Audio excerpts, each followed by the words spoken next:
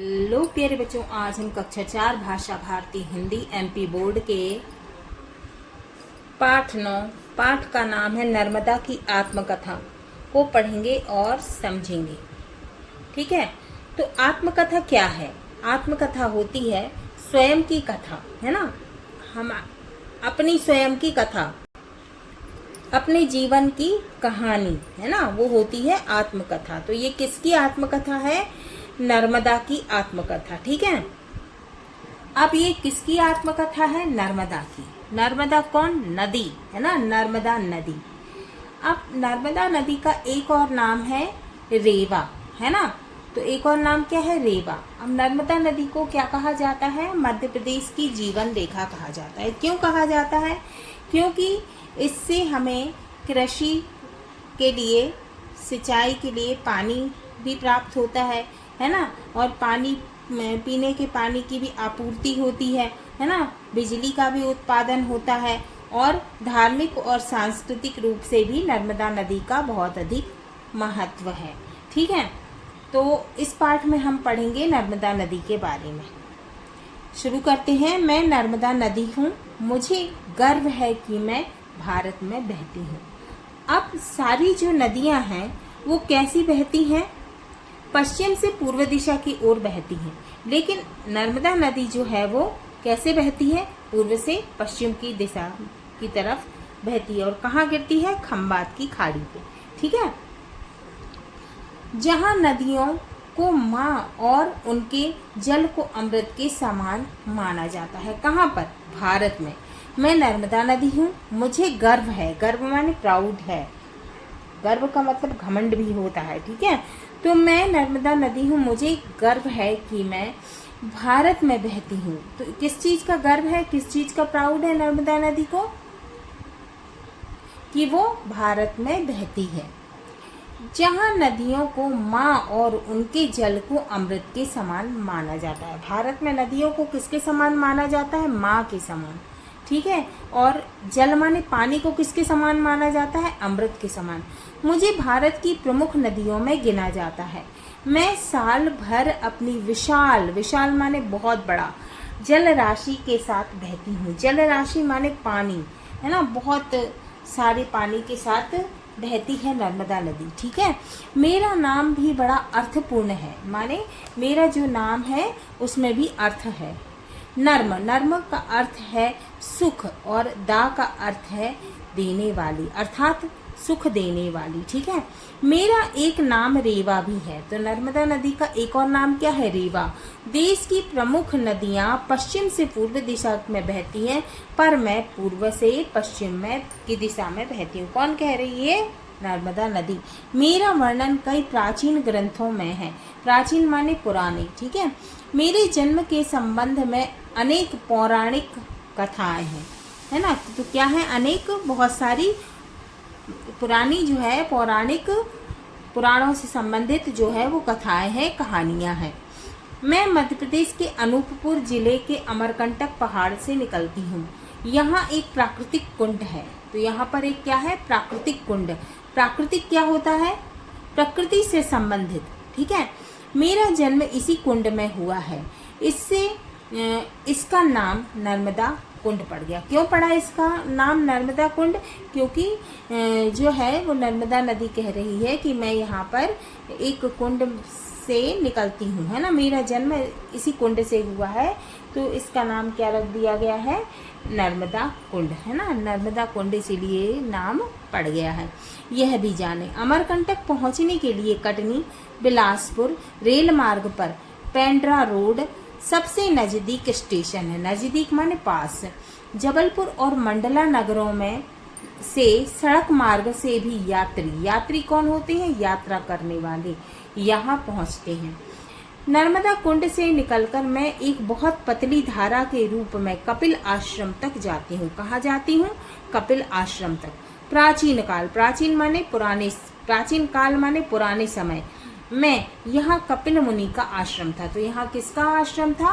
कपिल मुनि का। ठीक है, यहाँ से मैं एक प्रपात के रूप में नीचे गिरती हूँ। किसके रूप में?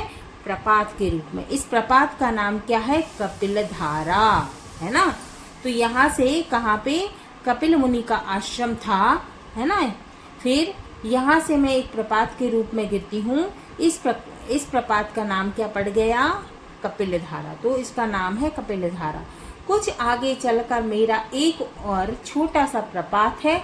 यहाँ गिरती हुई धारा दूध के समान प्रतीत होती है। कैसी प्रतीत होती है? प्रतीत होना माने लगना। किस तरह की लगती है? दूध के समान। इसीलिए इसका नाम क्या पड़ गया? दूध धारा। इसीलिए क्या बोलते हैं इसे? दूध धारा। इसीलिए इसका नाम दूध धारा है। डिंडोरी और मंडला जिले से निकलकर मैं जबलपुर में आती हूँ। कहाँ से निकलकर? डिंडोरी और मंडला जिले से निकलकर कहाँ पर आती है नर्मदा नदी? जबलपुर। मेरा यहाँ मेरा पाट काफी चौड़ा हो जाता है। मेरे एक और मतलब इस नदी की एक ओर क्या है? विंध्य पर्वत है और दूसरी ओर क्या है? सतपुड़ा पर्वत माला है ना। कौन से पर्वत हैं? विंध्य पर्वत और सतपुड़ा पर्वत, ठीक है। इनके बीच में कल कल छल छल बहती रहती हूँ। कैसी आवाज करती हुई बहती रहती है नर्मदा नदी? कल कल और छल छल। ये चित्र में दिख रहा है ना, कितना अच्छा लग रहा है ये चित्र, कितना सुंदर लग रहा है ना। नदी दिख रही है। जबलपुर जिले में मेरी धारा को रोककर एक बहुत बड़ा बांध बनाया गया। अब इस बांध का नाम क्या है? इसका नाम बरगी बांध है। तो जबलपुर में जो है नर्मदा नदी का जो बांध है उसका नाम क्या है? बरगी बांध। इससे बहुत बड़े क्षेत्र की सिंचाई होती है। इससे क्या होता है? बहुत बड़े क्षेत्र की सिंचाई होती है तथा बिजली भी बनाई जाती है।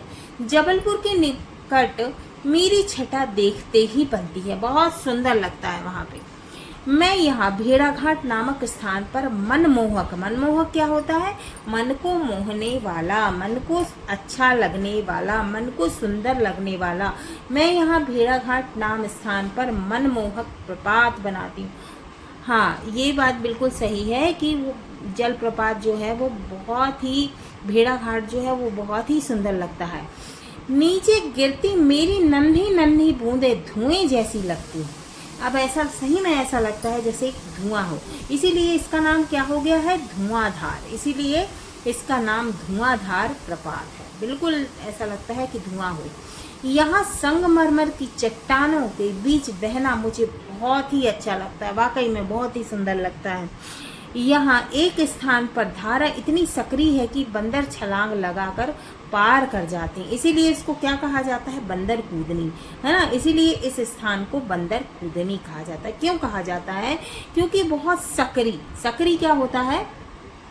सकरी होता है कम चौड़ाई वाली, है ना। तो वहां पे ऐसा लगता है कि बंदर जो है छलांग लगाकर पार कर जाए, है ना।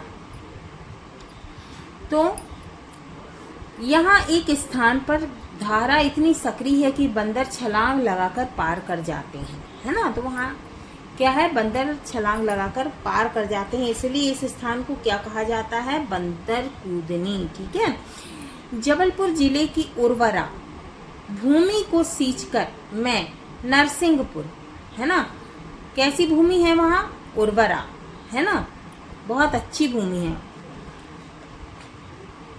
नरसिंहपुर, रायसेन और होशंगाबाद की धरती को भी उपजाऊ बनाती हुई हंडिया और नेमावर नगरों के समीप से गुजरती है। तो जबलपुर जिले की कैसी भूमि है? उपजाऊ, ठीक है। फिर तवा मेरी प्रमुख सहायक नदी है। तवा नदी क्या है? नर्मदा नदी की सहायक नदी है। खंडवा जिले में मेरे तट पर ओमकारेश्वर नामक पवित्र तीर्थ है। हाँ, तो बहुत ही सुंदर है, ठीक है। क्या बहुत ही सुंदर है? खंडवा जिले में मेरे तट पर, किसके तट पे? नर्मदा नदी के तट पर ओमकारेश्वर नामक पवित्र तीर्थ है। बहुत ही सुंदर है। खंडवा जिले के ही पुनासा नामक स्थान पर मुझ पर इंदिरा सागर बांध बनाया गया। कौन सा बांध बनाया गया? इंदिरा सागर बांध, ठीक है। कहाँ पर? पुनासा नामक स्थान पर, ठीक है। किस नदी का? नर्मदा नदी का। यह भारत का सबसे बड़ा कृत्रिम जलाशय है। तो क्या है ये? सबसे बड़ा कृत्रिम जलाशय। अब कृत्रिम क्या होता है? कृत्रिम होता है, मानव द्वारा बनाया गया, है ना, मनुष्यों द्वारा बनाया गया जलाशय। जलाशय का मतलब होता है तालाब, ठीक है। इससे लाखों हेक्टेयर जमीन की सिंचाई होगी और 1000 मेगावाट बिजली बनाई जाएगी। अब हेक्टेयर का मतलब होता है 10,000 वर्ग मीटर क्षेत्र, लगभग 2.5 एकड़ क्षेत्र, ठीक है। तो इससे लाखों हेक्टेयर जमीन की सिंचाई होगी और 1000 मेगावाट बिजली बनाई जाएगी। कितनी बिजली बनाई जाएगी? 1000 मेगावाट, ठीक है। मैं आगे बढ़कर धार और बड़वानी जिलों में बहती तथा महाराष्ट्र राज्य की सीमा बनाती हुई गुजरात राज्य में प्रवेश कर जाती है। कहाँ तक पहुँच जाती है? गुजरात राज्य, ठीक है। यहाँ मुझ में कई नदियाँ आकर मिलती हैं और मेरा पाट बहुत चौड़ा हो जाता है। गुजरात में नवगांव नामक स्थान पर मुझ पर सरदार सरोवर बांध बनाया गया। कहाँ पर बनाया गया? गुजरात में नवगांव नामक स्थान पर कौन सा बांध बनाया गया? सरदार सरोवर बांध बनाया गया, ठीक है। यहाँ दिख रहा है ना चित्र में, ठीक है, नदी। अब मुझ पर बने बांधों से हजारों लोगों को विस्थापित होना पड़ा। विस्थापित होना माने एक स्थान से हटाकर दूसरे स्थान पर बसाना, है ना। स्थान माने जगह, ठीक है, एक जगह से दूसरी जगह पर बसाना, ठीक है। मुझे इसका बहुत दुख है, पर यह संतोष भी है कि इससे लाखों हेक्टेयर जमीन सींची जाएगी। माने बहुत सारी जो हेक्टेयर जमीन है वहाँ पे क्या होगी? सिंचाई होगी। मछली पालन होगा तथा गांवों, शहरों और उद्योगों में को बिजली मिलेगी। पर्यटन भी बढ़ेगा। क्या बढ़ेगा? पर्यटन। यहाँ से आगे मैं समुद्र में मिलने चल पड़ती हूँ। कहाँ से? गुजरात से, ठीक है। गुजरात के भड़ोच जिले में विमलेश्वर नामक स्थान पर खंभात की खाड़ी में गिरकर मैं अरब सागर में समा जाती हूँ। कहाँ पर समा जाती हूँ? समुद्र में, अरब सागर में। कहाँ पर गिरती है? खंभात की खाड़ी, ठीक है। मैं अपने जन्म स्थान से लेकर समुद्र से मिलने तक सबको अपने जल से तृप्त करती हूँ। तृप्त करना माने प्यास बुझाना या फिर इच्छा पूर्ति करना, ठीक है। मेरे जल में स्नान कर भक्तों को शांति मिलती है।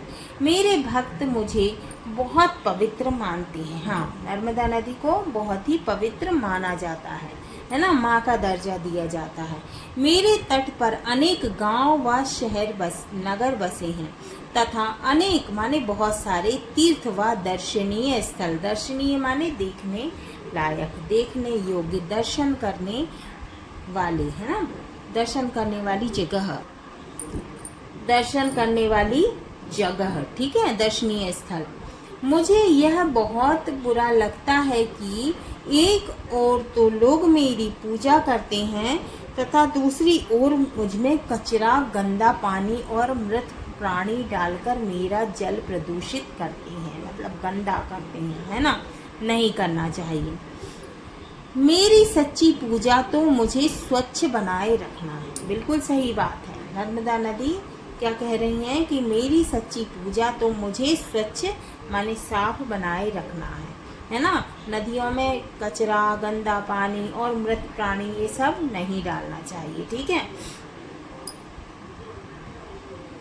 मैं मध्य प्रदेश की जीवन रेखा हूँ। प्राचीन ग्रंथों में मेरी स्तुति की गई है, माने स्तुति माने वंदना की गई है, प्रार्थना की गई है। धर्म ग्रंथों में ही नहीं, लोक गीतों में भी मेरा उल्लेख है, मतलब मेरे बारे में बताया गया है।